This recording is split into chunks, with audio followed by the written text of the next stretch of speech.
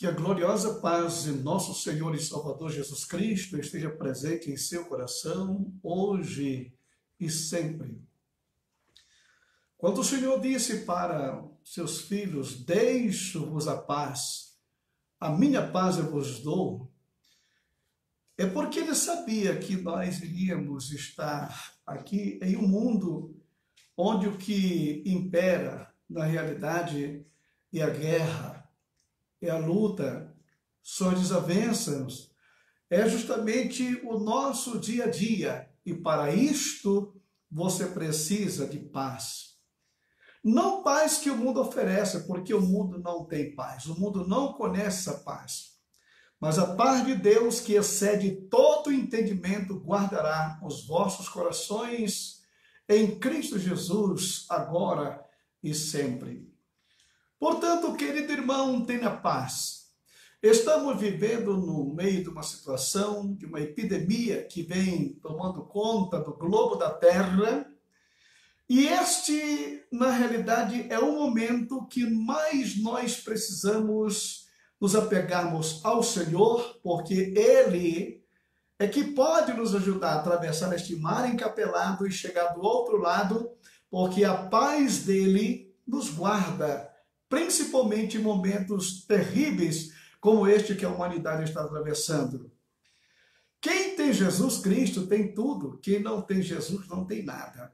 Portanto, se segure nele, porque ele na realidade é o nosso refúgio e fortaleza, socorro bem presente na hora da angústia. Que Deus, em sua bondade eterna, abençoe nossos corações, face a esse momento tão precioso que Ele nos concede de estarmos aqui para meditar na sua palavra. E nesta noite, como nós já avisamos hoje pela nossa live, estaremos falando sobre a semente misteriosa. A semente misteriosa. Que semente misteriosa é esta?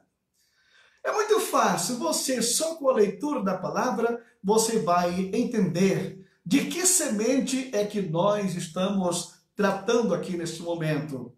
E eu gostaria que você abrisse a sua Bíblia no Evangelho que escreveu São Marcos, no capítulo 4, o versículo 26, os versículos 26 até o 29, que nos declara o seguinte: ele prosseguiu dizendo, o reino de Deus é semelhante a um homem que lança a semente sobre a terra, noite e dia, quer ele durma, quer se levante, a semente germina e cresce. Embora ele não saiba como isto acontece. No versículo 28 declara, a terra por si própria produz o grão, primeiro o talo, depois a espiga, então o grão cheio da espiga. Logo que o grão fica maduro, o homem lhe passa a foice, porque chegou a hora da colheita. Como é bom estarmos nesse momento aqui, com a palavra de Deus aberta e poder meditar na mesma. E saber que você é uma pessoa interessada na Bíblia Sagrada. Porque diz a Bíblia que quem é de Deus, ouve a palavra de Deus. O profeta declara ainda que virão dias sobre a face da terra em que os homens andarão de mar a mar. Olha só, atravessarão continentes em busca da palavra e não acharão. Então vamos aproveitar, porque esta é a hora. A palavra está aí perto de você, está com você. É a palavra da fé que nós pregamos. Então, as profecias mostram momentos funestos. Você já imaginou uma época como essa que os homens vão buscar a palavra e não acharão? Isso deve ser muito triste. E diz mais ainda, buscai ao Senhor enquanto se pode achar. Invocai-o enquanto ele está perto.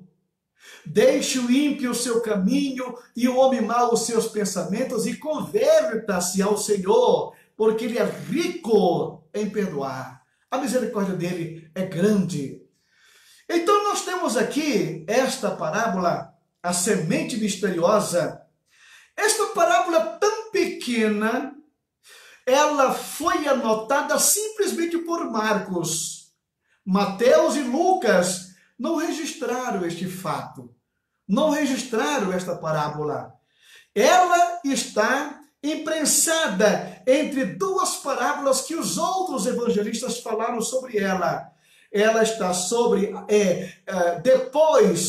antes da parábola do semeador, e ela está depois do grão de mostarda. Ela está imprensada entre estas duas parábolas. A parábola do semeador, você se lembra?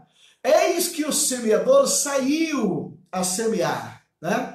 E enquanto semeava, uma semente caiu à beira do caminho, outra entre as pedras, outra entre espinhos, e outra, enfim, caiu em terra boa, né? E a parábola do grão de mostarda é aquele grãozinho que cai em terra, cresce e se torna uma árvore ao ponto das aves vir se aninhar em seus ramos, em seus galhos. Assim é que o Senhor lhe descreve o reino de Deus aqui na face da terra. Então aqui nesta parábola ainda, nessas parábolas do reino, nós encontramos esta parábola aqui que diz o seguinte, mais uma vez, versículo 26. Ele prosseguiu dizendo: o reino de Deus é semelhante a um homem que lança a semente sobre a terra, noite e dia, quer ele durma, que se levante, a semente germina e cresce, embora ele não saiba como isto acontece. Isto é um mistério. Aqui está a semente misteriosa. Quando a semente é lançada pelo lavrador no solo, o que acontece no interior da terra? A revolução que está acontecendo ali dentro é algo tão misterioso que o homem pode se descuidar, não precisa estar lá olhando todo dia. Será que vai nascer? Será que não vai nascer? Se ele semeou, ele tem a certeza de que ele vai colher. De que ele vai colher. Porque quem planta, colhe. Então nós encontramos aqui a lei da semeadura. Agora, uma coisa eu quero dizer para você aqui neste momento. Não adianta o elemento ter um terreno bonito, ter um solo fértil, ter proteção e não ter a semente. A semente só vai germinar depois que o semeador semear a semente ali. E quando ele semeia, vai acontecer este fenômeno extraordinário no interior da terra. Aquela semente, ela vai morrer. E da sua morte vai brotar a vida. E daqui a pouco o que acontece? O versículo 27 declara que noite e dia, quer ele durma ou que se levante, a semente germina e cresce, embora ele não saiba como acontece esse mistério. É um mistério que ocorre, um milagre que somente Deus sabe como fazer. Quando você olha aqui, o apóstolo São Paulo, na primeira carta aos Coríntios, no capítulo 3, versículos 6 a 9, ele declara: eu plantei, Apolo regou, mas Deus deu o crescimento. A única coisa que eu posso fazer é justamente plantar a semente. O que o Apolo pode fazer é regar o solo, mas o crescimento, isto aqui é mistério de Deus. É Deus que faz a semente brotar. É Deus que faz aquela semente que foi lançada no solo germinar e crescer e sair do solo. Então diz aqui o apóstolo Paulo: eu plantei, Apolo regou, a Deus dá o crescimento. Por isso, nem o que planta é alguma coisa, nem o que rega, mas Deus que dá o crescimento. Ora, o que planta e o que rega são um, mas cada um receberá o seu galardão segundo o seu trabalho. Porque nós somos cooperador de Deus, vós sois lavoura de Deus e edifício de Deus. O que Paulo está se referindo aqui neste momento, irmão querido? Qual é a semente que o apóstolo São Paulo está mencionando aqui que ele plantou? Justamente a semente do Evangelho, a pregação do Evangelho. É esta semente que é lançada no coração do homem. O meu trabalho é semear. O meu trabalho é pregar. O trabalho de Paulo é plantar. Eu plantei, diz ele, o evangelista prega, o pastor ele prega, o missionário ele prega, ele lança a semente, não no solo da pedra, mas no solo do coração do homem. Agora, o que vai acontecer ali dentro do coração da pessoa, isso é um mistério que somente Deus é que sabe o que é que vai acontecer, como é que essa semente ela vai germinar no coração do homem e provocar mudanças extraordinárias em todo o seu ser, na sua vida.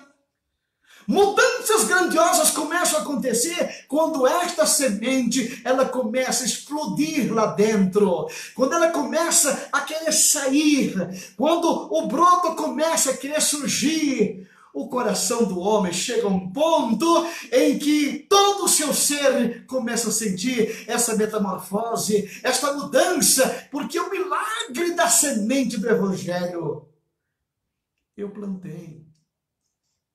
Apolo regou. Eu quero dizer para você, meu querido irmão, que não existe crescimento de igreja sem pregação do Evangelho. O Apolo pode vir depois e regar. O que significa esse regar? É justamente tratar daqueles novos convertidos, daquelas pessoas que se converteram. Ele vem para dar o ensino, ele vem para dar o estudo, ele vem para preparar as pessoas do Evangelho, ele vem para isto. É para isto que serve, por exemplo, o professor da escola dominical, a banda de música, o coral da igreja. Isto é somente para regar, porque a semente que foi lançada, ela precisa ser regada. Agora, nunca o Apolo chega na frente do Paulo. Ou seja, nunca aquele que rega chega antes do que semeia. Porque ele só pode regar uma semente que foi semeada. Então nós encontramos hoje muitos lugares que tem uma rega bonita, que tem um regador extraordinário. Igreja bonita, igreja linda, igreja espetacular, coral de primeiro mundo, banda de música, quarteto, trio, escola dominical, tudo muito bem. Mas eu quero dizer para você que isto é simplesmente um sistema de regar a semente que alguém lançou. Eu quero informar para você justamente isto, que escola dominical, que banda de música, que o louvor da igreja não vai dar crescimento na igreja. O que dá o crescimento na igreja é a semeadura. Se você não semear, você vai somente segurar aqueles que já germinaram, aqueles que já brotaram, aqueles que já nasceram. Então o papel do evangelista é um papel fundamental, porque é sempre quem chega na frente. Ele é o primeiro a chegar. Ele chega ali, ele semeia, ele planta a igreja, aí depois pronto, vem o pastor, vem o outro para ajudar no crescimento da igreja. Então você está entendendo que quando essa semente ela brota no coração do homem, não importa quem seja ele, um fenômeno extraordinário vai acontecendo ali. Paulo está dizendo, eu plantei. Apolo regou. Agora o crescimento, a modificação, a transformação no coração do homem, isso não depende de mim.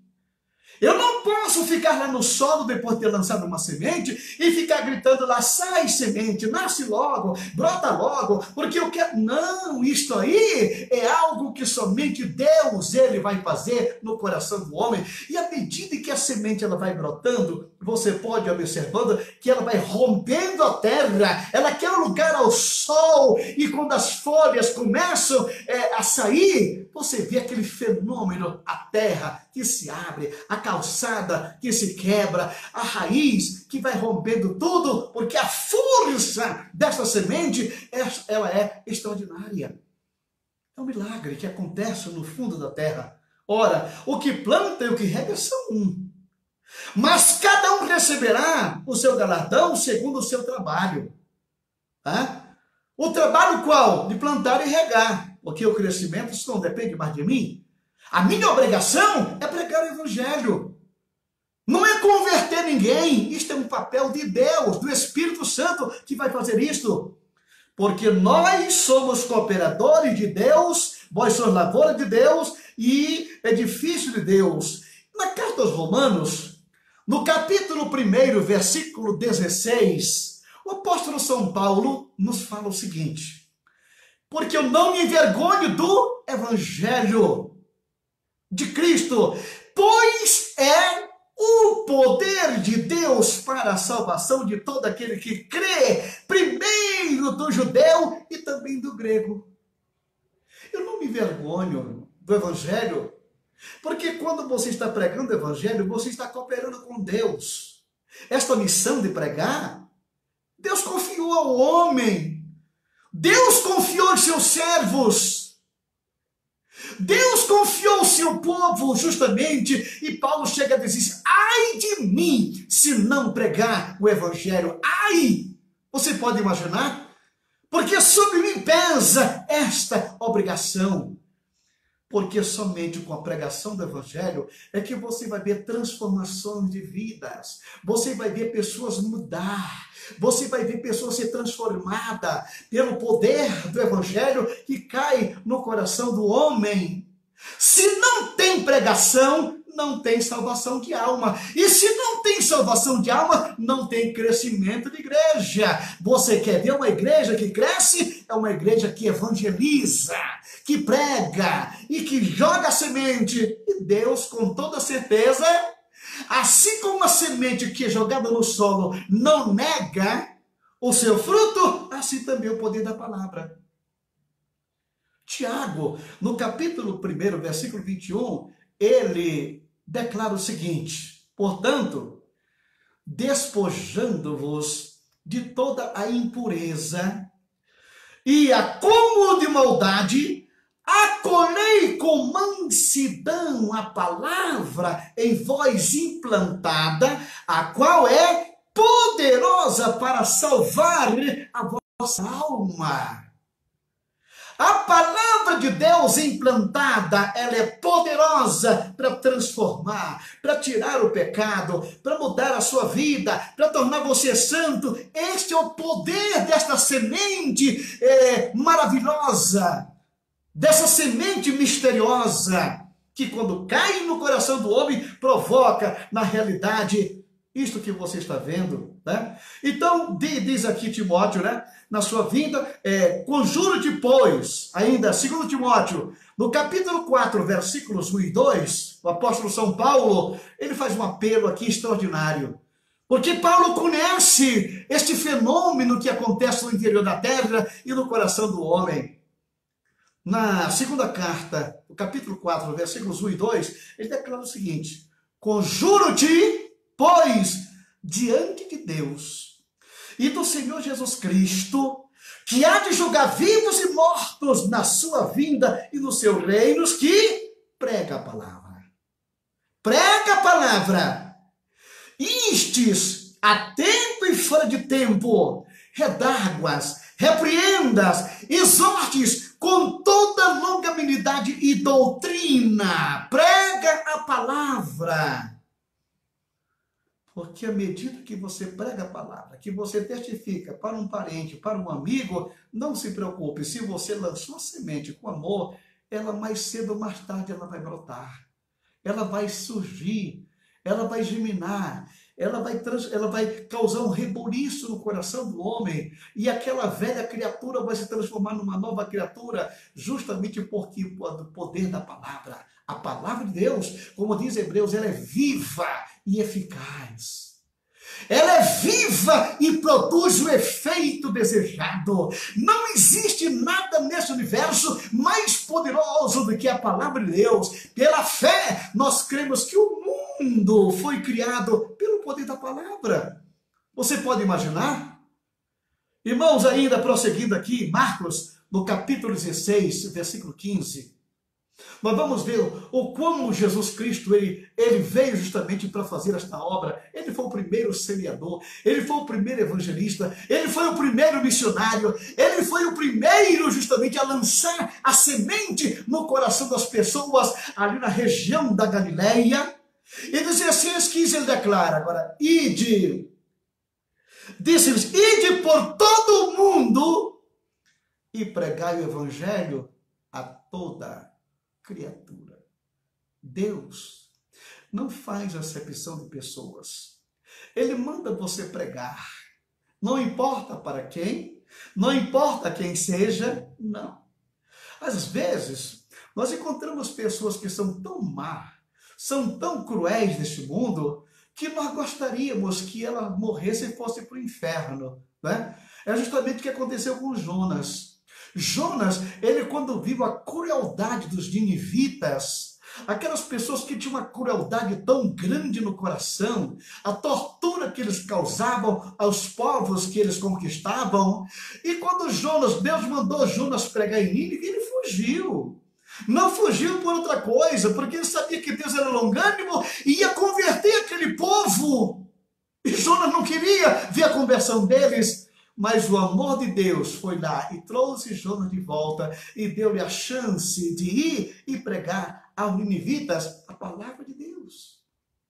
Mas ele diz, ide por todo mundo e prega o evangelho a toda criatura, não importa quem seja, seja ele o pior criminoso da história, se você tiver a oportunidade de pregar, pregue a palavra, porque ele pode se converter e se tornar uma criatura nova, porque a palavra muda, transforma, causa o reboliço no interior da terra e no interior do coração do homem. Você está entendendo?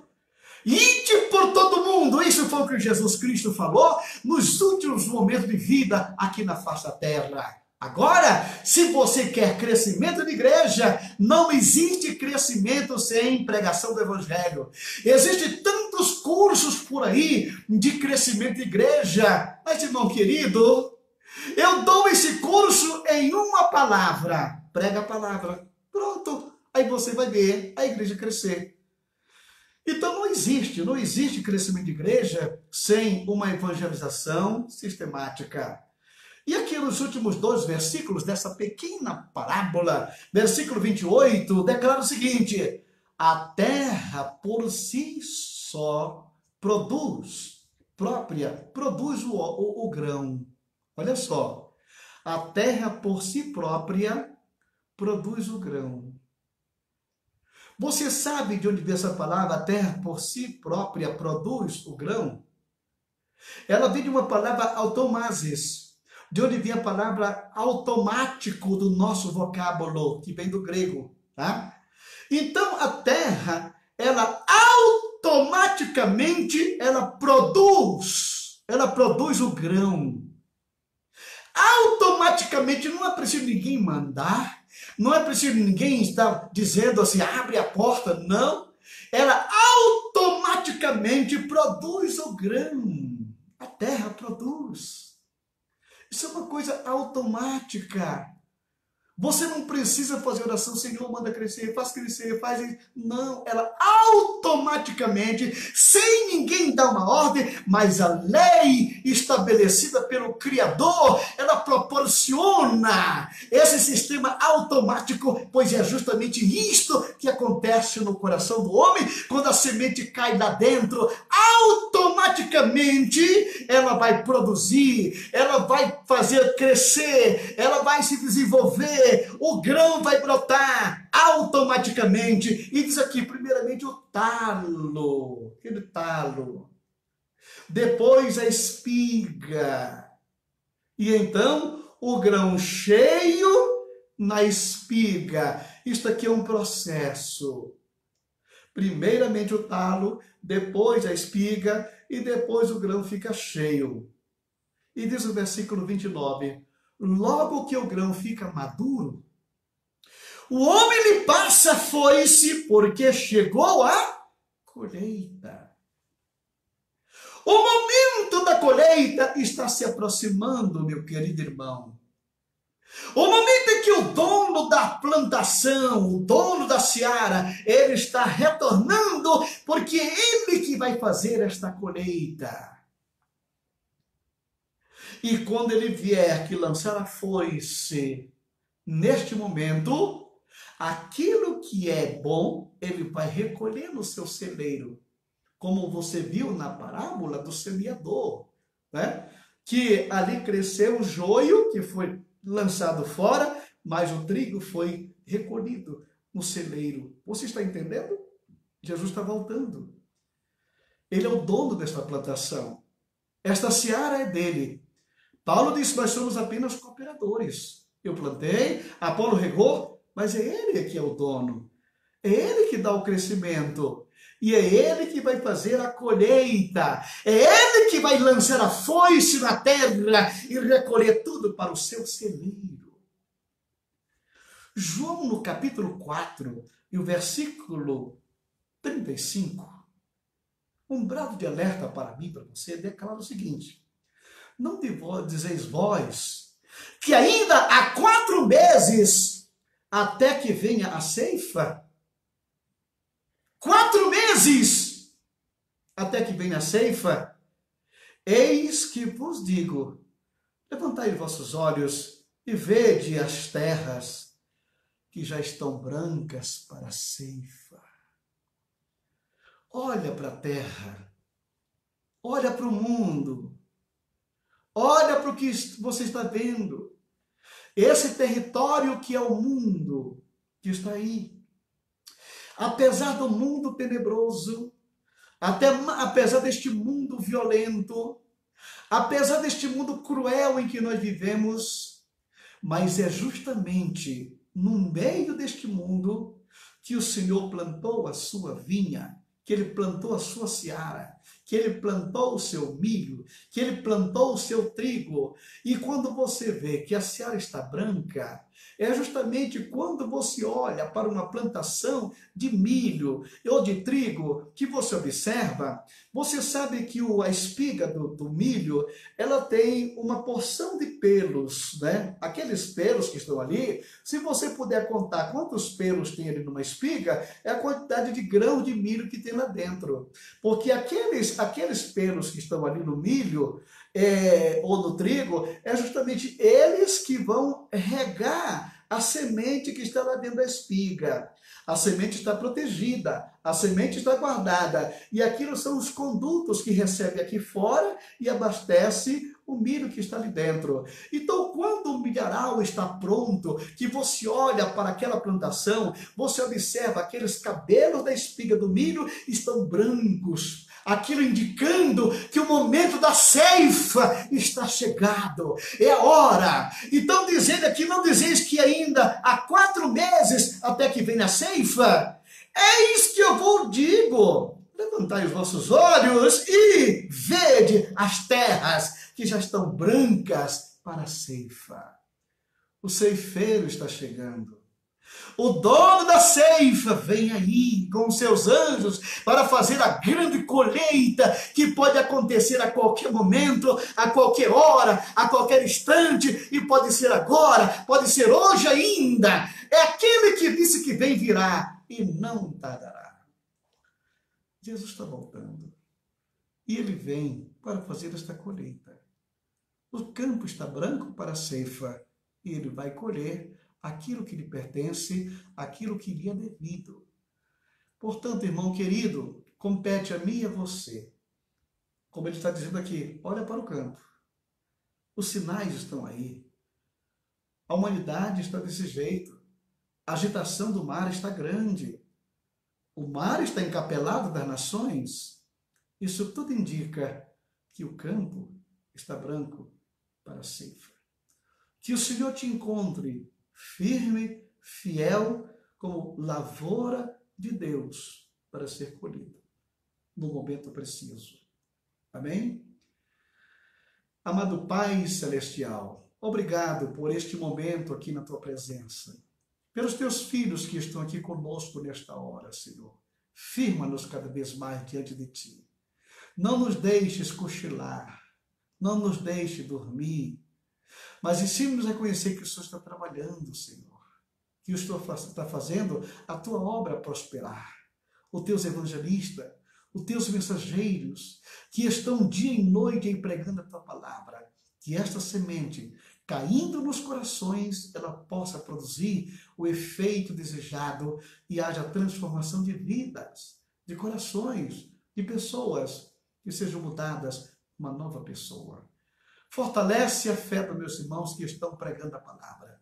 E também fortalece os meus irmãos que estão sendo aguados, que estão sendo regados pelo Apolo, pelos pregadores, pelos pastores, pelos ensinadores que estão aí mesmo.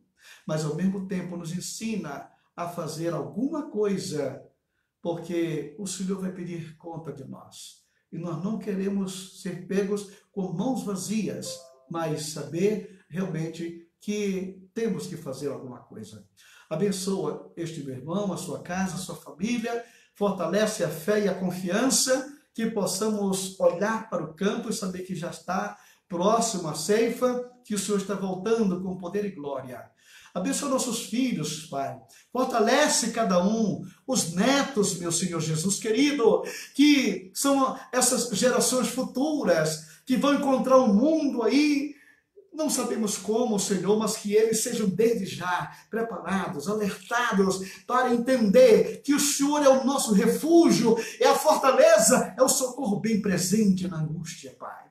Ensina os pais a educar os teus filhos no caminho do Senhor, a se segurar em Cristo, porque somente nele existe uma esperança. Pai de amor, nós te louvamos. Abençoa minha casa, minha família, meus filhos, meu trabalho, o nosso Instituto Bíblico, Senhor, que está aí operando, Senhor, a todo vapor, com as videoaulas que vamos começar agora, na semana que vem. Que o teu poder e a tua graça nos envolva de maneira extraordinária. Sustenta-nos cada vez mais pelo teu poder. Também te peço pelas autoridades de Campinas, do Brasil e do mundo. Olha para o presidente da República, dê sabedoria ao teu filho e dê a ele a graça para levar avante esta nação, Senhor, nos propósitos pelos quais o Senhor permitiu que ele estivesse naquele lugar. No nome de Jesus Cristo, eu coloco o teu filho diante da tua face. Em nome de Jesus, amém. E a graça de nosso Senhor Jesus Cristo, o amor de Deus, nosso Pai, a comunhão e a consolação do Espírito Santo seja com todo o povo de Deus, agora e sempre. Amém e amém. Deus nos abençoe, irmãos queridos. Amém.